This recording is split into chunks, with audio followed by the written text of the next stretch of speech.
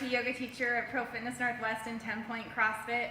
Today, for today's Monday Mobility, I have Vanessa here to be my model.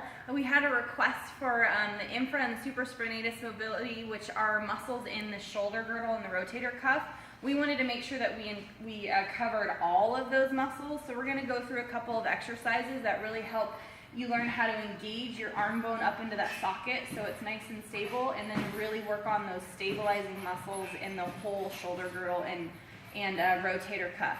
So the purpose of what this does is it's going to help improve your shoulder mobility and also your the stability in your shoulder, making sure that everything is really like nice and sucked up into that, the arm bone is into that shoulder socket really nice. And then it's also going to help you improve your posture, and then inevitably, which is what a lot of people are looking for, we want to help increase your lifting potential for your shoulder and your upper body. So I'm going to have Vanessa walk through some of these exercises with me. So the first thing we're going to do is have her come into what we call the T position. So what she's going to do to start is I want you to actually have your hands down here. You're going to externally rotate your arms, and then she's going to come up into her T position. So come down into your T. Sorry. And then she's gonna do little pulses, reaching her thumbs for the wall behind her. And what she's doing is she's really engaging the rhomboids in her shoulder blades together on her back, and she's gonna do that those pulses about 10 or 15 times.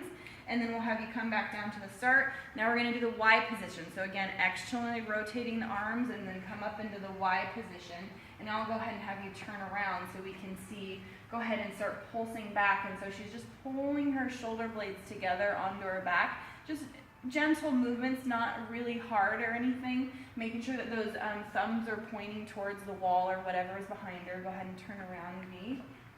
And then again, come to the start. Now we're going to come into the I position. So externally rotating the arms and then bring all the way up into the I position. And then again, 10 to 15 pulses. Making sure that those arm bones stay externally rotated. Her thumbs are pointing to the wall behind her. And then we'll have you come back down to start, come into the W position, externally rotate your arms, and then come up into your W. Yep, and then you're going to pull your shoulder blades together.